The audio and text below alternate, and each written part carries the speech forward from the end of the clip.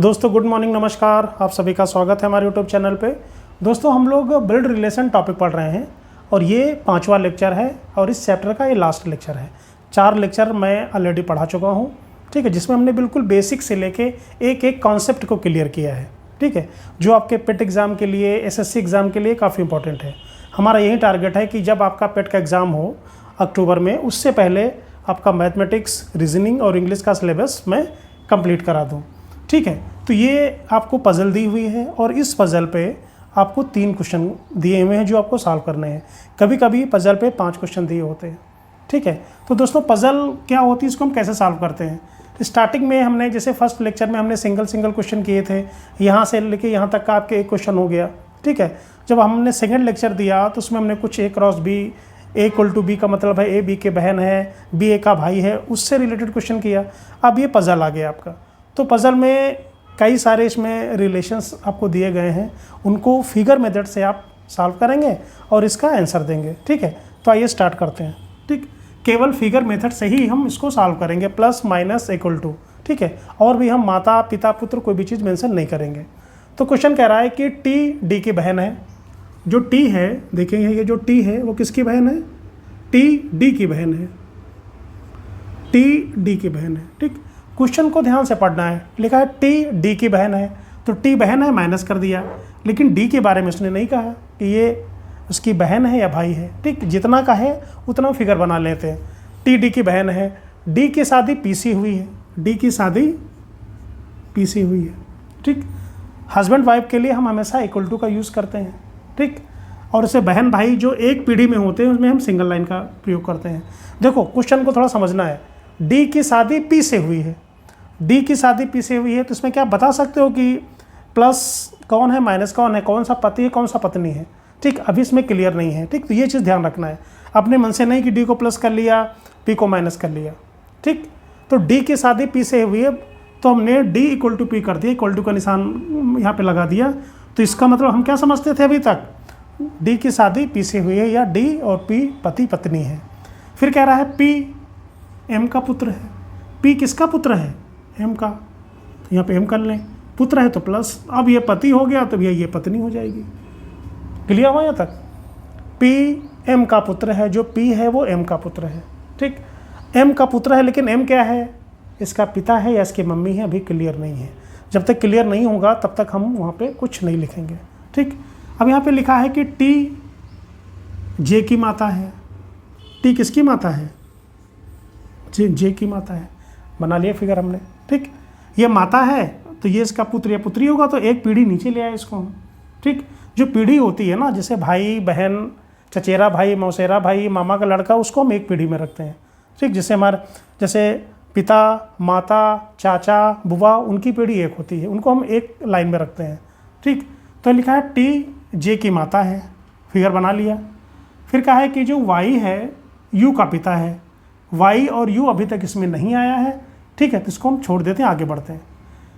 Y का केवल एक पुत्र और एक पुत्री है।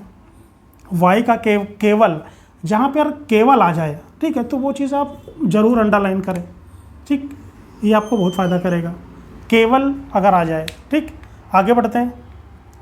U T की पुत्री है। जो U है वो किसकी पुत्री है, T की पुत्री है। अब देखिए J की माता कौन है, T है, और जो U है वो भी T की पुत्री है, तो आप U यहाँ बना लीजिए। आप जो U है T की पुत्री है, U आप यहाँ बना लीजिए। पुत्री है तो इसको कर लिया हमने माइनस, ठीक। U T की पुत्री है, Q D का पुत्र है। जो Q है वो किसका पुत्र है, D का,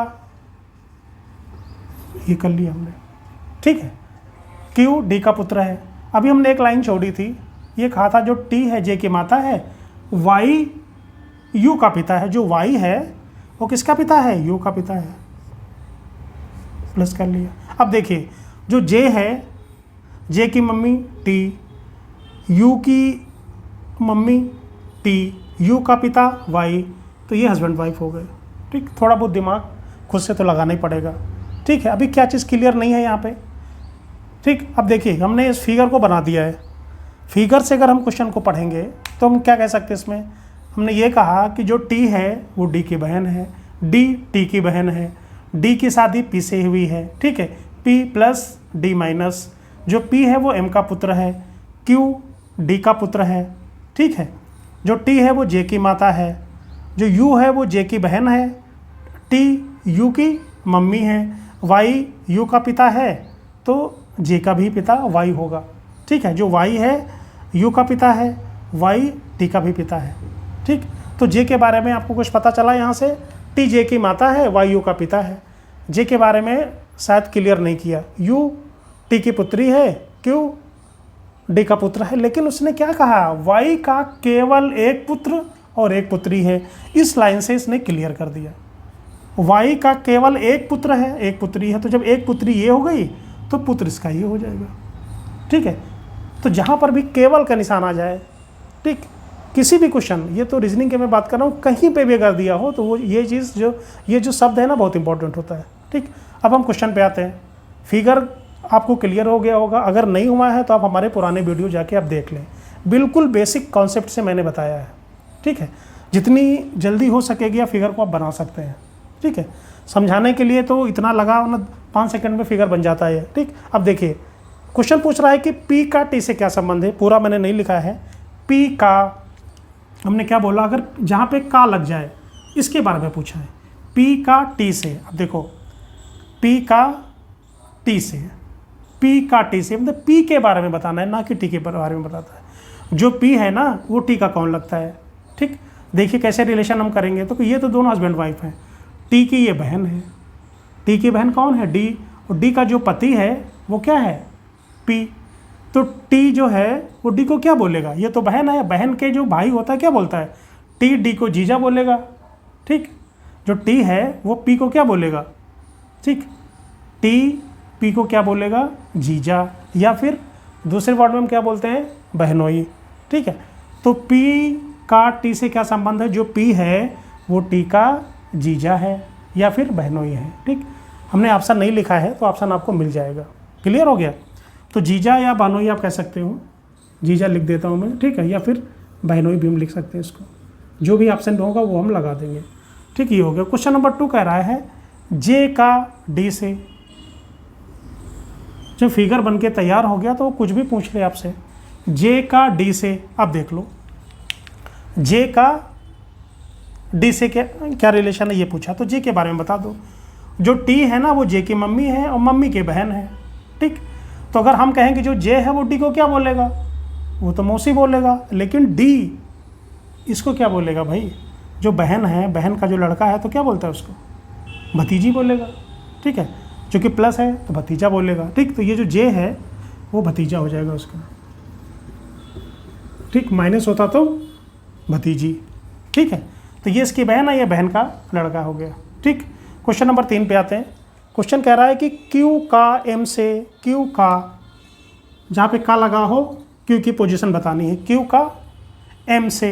अब देखिए Q का M से, जो M है ये Q के बारे में पूछा है, Q का M से, तो ये तो इसका पुत्र हो गया, P किसका पुत्र हो गया, M का, ये इसकी वाइफ है, ये इसका लड़का है, तो P का भी तो लड़का हो गया Q, ठीक है। तो ये इसका क्या लगेगा, M का पोता हो जाएगा ये, ठीक।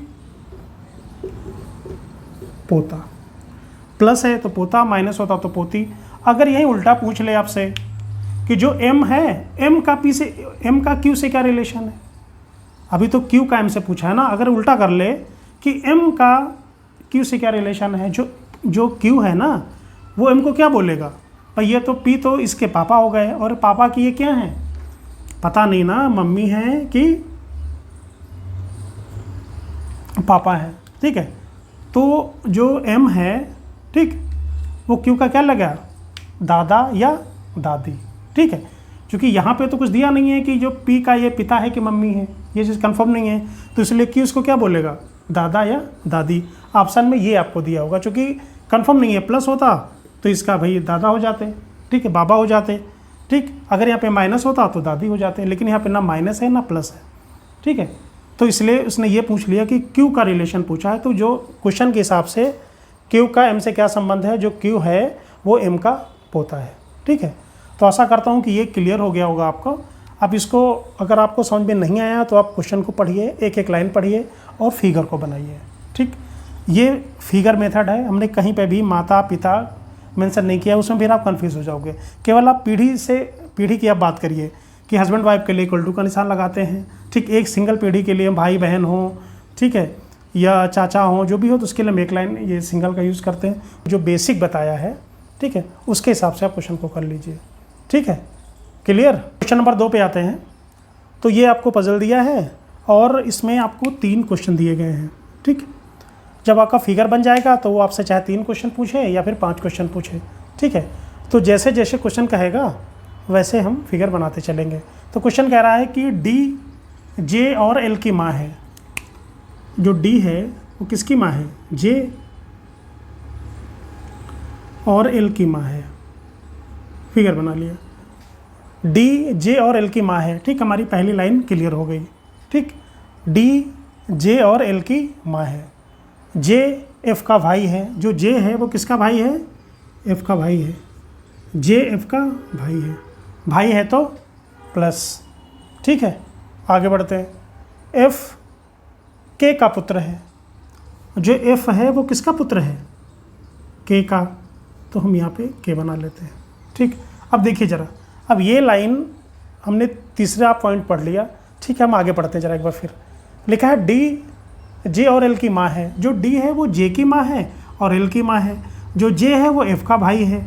लेकिन क्वेश्चन कह रहा है कि जो एफ है वो के का पुत्र है। जो एफ है वो किसका पुत्र है? के का पुत्र है, ठीक। तो डी का भी ये पुत्र है, के का भी ये पुत्र है। तो जायज़ बात है ये दोनों हस्बैंड वाइफ हो जाएंगे। तो ये माइनस ऑलरेडी है तो ये हो गया प्लस। यहाँ तक क्लियर हुआ। तो ये आपका एल है, ठीक है। तो इसको हम एल बना लेते हैं, ठीक। तो यहाँ 1 2 3 पॉइंट हमारे क्लियर हो गए। चौथा कह रहा है के 3 पुत्र हैं, ठीक। ये चीज़ अब आपको ध्यान रखनी है, ठीक। के 3 पुत्र हैं। इस लाइन को, इस पॉइंट को हमको कहाँ पे यूज़ करना है? के 3 पुत्र हैं ये कहा है। तो के 1 2 पुत्र हो गए।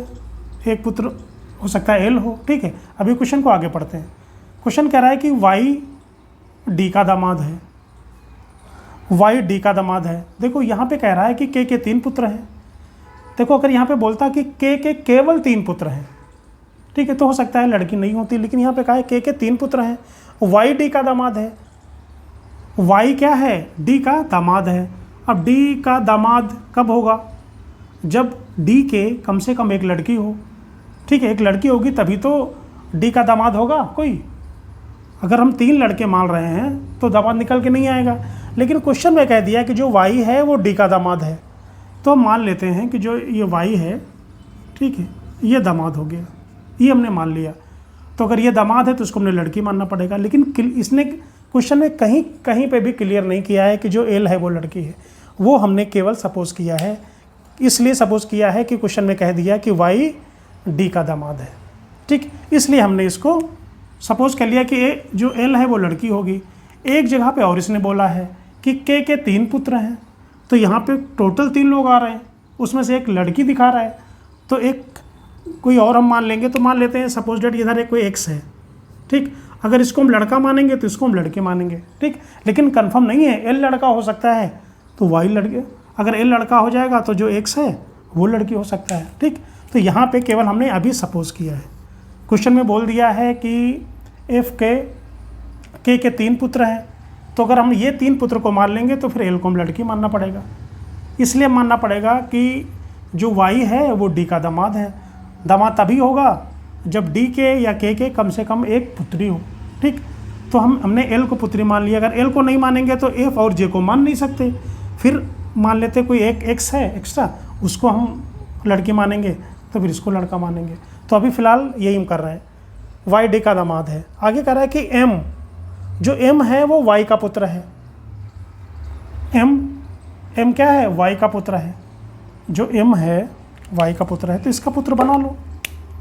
ये हो गया। जो एम है वो किसका पुत्र है? वाई का पुत्र है। एम एस का भाई है। जो एम है वो किसका भाई है? एम एस का भाई है। इधर कर लिया, हम इधर भी बना सकते थे, ठीक। जो एम है वो एस का भाई है। एम एस का भाई है, परंतु एस एम की बहन नहीं है। जो एम है वो एस का भाई है, लेकिन जो एस है ठीक है, जो एस है वो एम का भाई नहीं है, एस एम का भाई नहीं है, तो क्या हो जाएगी फिर, ये बहन हो जाएगी। ठीक, क्वेश्चन को देख लो, एम वाई का पुत्र है, जो एम है वाई का पुत्र है, एम एस का भाई है, जो एम है वो एस का भाई है, परंतु जो एस है वो एम का भाई नहीं है। मतलब ये कह रहा है कि ये दोनों भाई नहीं हैं, एम तो भाई है लेकिन जो एस है वो भाई नहीं है, तो फिर क्या होगा, वो बहन होगी। ठीक है, तो ये आपका फिगर बन के तैयार हो गया। फिगर से कैसे पढ़ेंगे, देखिए डी डी जे एल और एफ की माँ है। ठीक है, जो के है वो एफ जे और एल का पिता है और एक्स का भी पिता है। के 3 पुत्र हैं, तो 2 पुत्र तो हमको क्लियर है, तीसरा क्लियर नहीं है। ठीक है, फिर कह रहा है कि जो वाई है वो डी का दामाद है, एक लाइन में उसने कहा है। ठीक, वाई का एक पुत्र है, उसका नाम क्या है, एम। ठीक, और एम की एक बहन है एस। ठीक, उसने बोल दिया जो एस है वो एम का भाई नहीं है, तो जो भाई नहीं है तो बहन हो जाएगा। ठीक है, फिगर क्लियर, फिगर आपको ऐसे ही बनाना है। अब देखिए, फिगर बनाने के बाद आप इसको पढ़ना भी सीखिए कि इसको हम कैसे पढ़ते हैं। पहला क्वेश्चन कह रहा है कि डी का एम से क्या संबंध है, डी का एम से। जो डी है, डी का, हमको डी के बारे में बताना है, वो एम का क्या लगता है। ठीक, अब देखिए वाई हो गया दामाद। ठीक है, वाई तो दामाद हो गया। ठीक, ये दामाद, ये वाई दामाद, ये कौन हो गई इनकी, इसकी क्या हो गई, ये वाई की ये सास हो गई। तो एम डी को क्या बोलेगा, क्या बोलेगा भाई, नानी बोलेगा। ठीक है, क्वेश्चन में कह दिया जो वाई है वो डी का दामाद है, तो जो दामाद का जो लड़का होगा जो एम है, एम डी को क्या बोलेगा, नानी बोलेगा। ठीक है, तो पहला जो आंसर आएगा वो आ जाएगा आपका नानी। ठीक, अगला क्वेश्चन कह रहा है कि अगर एस की शादी टी से हुई हो, देख लो भाई, अगर एस की शादी, क्वेश्चन में उसने कंडीशन लगाया है कि अगर एस की शादी टी से हुई है, तो एस की जो शादी है, ठीक, वो टी से करा दो भाई आप। एस की शादी अगर टी से हुई हो तो इसको टी कर लो। ठीक, चूँकि ये माइनस है तो ये प्लस हो गया। अगर एस की शादी टी से हुई हो तो टी का वाई से क्या रिलेशन है, टी का पूछा है ना, तो इसको हम राउंड कर लें, टी का वाई से। तो जो वाई है वो टी को क्या बोलेगा, देखो यहाँ पे जो वाई है वो क्या है, एम का पिता है। ठीक, ये इसकी बहन है ना, तो वाई का पुत्र है एम, एम की बहन है, तो वाई की पुत्री हो गई एस, और ये इसका क्या है, हस्बैंड है। ठीक, तो वाई का दामाद हो जाएगा टी। ठीक, जो टी है वो वाई का दामाद है, तो इसमें आंसर आ जाएगा दामाद। ठीक, सीधा सीधा तो रिलेशन निकल के आ रहा है ना। आगे देखिए, कुछ भी पूछ ले आपसे, इतना जो फिगर बना है इसमें से कुछ भी पूछ सकता है, कुछ भी पूछ ले तो आप आराम से बता सकते हो। क्वेश्चन का है कि सूचना के आधार पर, जो सूचना आपको दी है, यहाँ पे मैं बताना चाह रहा हूँ, दी गई सूचना के आधार पर जो आपको प्रश्न में सूचना दी गई है, प्रश्न आपका कौन सा है, ये है, दी गई सूचना के आधार पर एल का कैसे क्या संबंध है। ठीक है, इंपॉर्टेंट क्वेश्चन। तो पजल में अगर आपको 3 क्वेश्चन देता है, 5 देता है, तो कम से कम 2 में थोड़ा सा फंसाने की कोशिश करेगा वो। ठीक, अब देखो 2 तो सही हो गए, तीसरा क्या बोल रहा है, सूचना के आधार पर। ठीक है, पूरा क्वेश्चन में लिखा था कि दी गई सूचना के आधार पर जो आपको क्वेश्चन में सूचना दी गई है, एल का कैसे क्या संबंध है, एल का कैसे क्या संबंध है।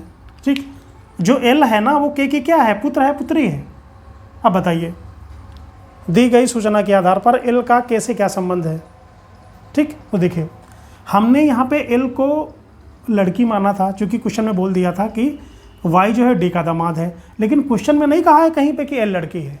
ठीक, इसलिए हमको क्लियर नहीं है कि ये लड़की है कि लड़का है। ठीक है, ऑप्शन में दिया होगा लड़की और लड़का, एक ऑप्शन और दिया होगा कि इसको फाइंड नहीं कर सकते, कि निर्धारित नहीं किया जा सकता, तो वहीं इसका आंसर आएगा कि इसको कैन नॉट, इसका COD लिख दीजिए इसमें, या ये चीज़ क्लियर नहीं है कि ये पुत्र है या पुत्री है।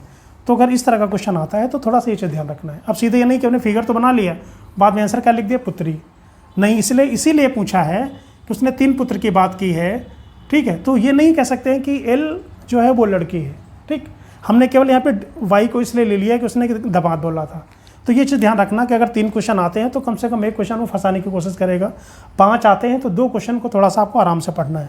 ठीक है, तो ऑप्शन आपके पास दिया होगा, एक पुत्र होगा, एक पुत्री होगा, एक होगा कैन नॉट डिफाइंड, या हम ज्ञात नहीं कर सकते, तो यही आंसर आ जाएगा इसमें। हम इसको ज्ञात नहीं कर सकते कि ये लड़का है कि लड़की है। अगर एक ऑप्शन दिया होता लड़का अब्लिक लड़की, पुत्र अब्लिक पुत्री, तब वो ऑप्शन लगा देते। ठीक, अगर नहीं है तो हम ज्ञात नहीं कर सकते। ठीक है, हमारे चैनल को अभी तक सब्सक्राइब नहीं किया है तो प्लीज़ आप सब्सक्राइब कर लें, शेयर कर दें। ठीक है, और हमारे पुराने वीडियो जाके आप ज़रूर देख लें, जिसमें हमने रीजनिंग, ट्रिग्नोमेट्री, इंग्लिश के वीडियो हैं, एज रिलेटेड क्वेश्चंस हैं, काफ़ी हमने लेक्चर आपको दे दिए हैं। ठीक है, चूँकि आपका यूपी पेट का एग्ज़ाम आपका 15-16 अक्टूबर को होना है। ठीक है, तो उसके हिसाब से ये आपके लिए ज़्यादा हेल्पफुल होगा। और मैंने एक स्ट्रेटजी प्लान भी आपको 60 डेज़ का बताया हुआ है, वो भी हमारा आप लेक्चर देख लें कि हम कैसे तैयारी करें कि हम 90% प्लस स्कोर कर लें। ठीक है, थैंक यू वेरी मच।